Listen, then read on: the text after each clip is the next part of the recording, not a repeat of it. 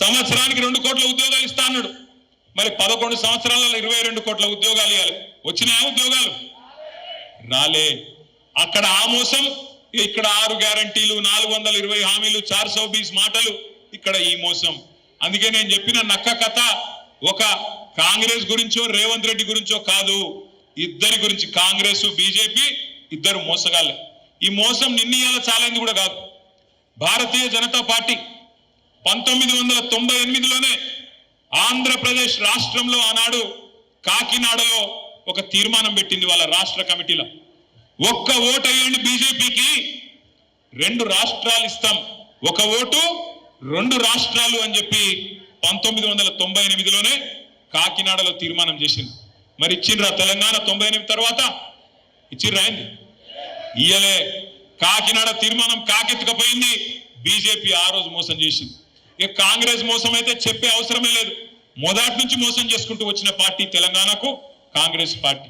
మనందరం గుర్తుపెట్టుకోవాల్సింది ఒకటి, ఇవాళ మనం ఉన్న ఒక ప్రత్యేకమైన పరిస్థితుల్లో 24 ఏళ్ళ నుండి 25వ సంవత్సరంలో అడుగు పెడుతున్న ఈ సందర్భంలో రాష్ట్రంలో ఏ మూలకి పోయినా, ఏ ఊరికి పోయినా, ఏ గల్లికి పోయినా, ఏ మనిషిని ఇట్లా కదిపినా ఒక్కటే మాట వినబడుతున్నది. పోయి ఒక రైతును అడగండి, ఏ ఊళ్ళోనైనా సరే, అది మా గంభీరావుపేట మండలం నర్మాల కావచ్చు, లేదా ఇక్కడ ఎలకతుర్తి దాకా కావచ్చు, లేదా అక్కడ పోతే మంతినిలో కాటారం దాకా కావచ్చు, ఇంకొకడ కావచ్చు, ఎక్కడ పోయి ఏ రైతును ఒక్కసారి ఇట్లా ఒక్క మాట మాట్లాడించినా గుడ్లకి వెళ్ళి నీళ్ళు వస్తున్నాయి. బాధ మామూలు బాధ వ్యక్తం చేస్తలేరు. ఏం చెప్తున్నారు? కేసీఆర్ ఉన్నప్పుడే బాగుండే అన్న, కేసీఆర్ ఉన్నప్పుడే మంచిగుండే, అన్యాయం అయిపోయింది, బతుకు ఆగమైపోయింది అని చెప్పి మాట్లాడుతున్నారు. నేను చెప్పేది కరెక్టేనా కాదా? ఒక్క రైతు కాదు, ఎక్కడికక్కడ రాష్ట్ర వ్యాప్తంగా పంటలు ఎండిపోతుంటే, రైతు బంధు పడక బాధ అవుతుంటే, రుణమాఫీ కాక బ్యాంకుల చుట్టూ చెప్పులు అరిగేటట్టు తిరుగుతుంటే రైతులకు ఇవాళ ఎవరు గుర్తొస్తున్నారు? ఎవరు గుర్తొస్తున్నారు? కేసీఆర్ గుర్తొస్తున్నాడు.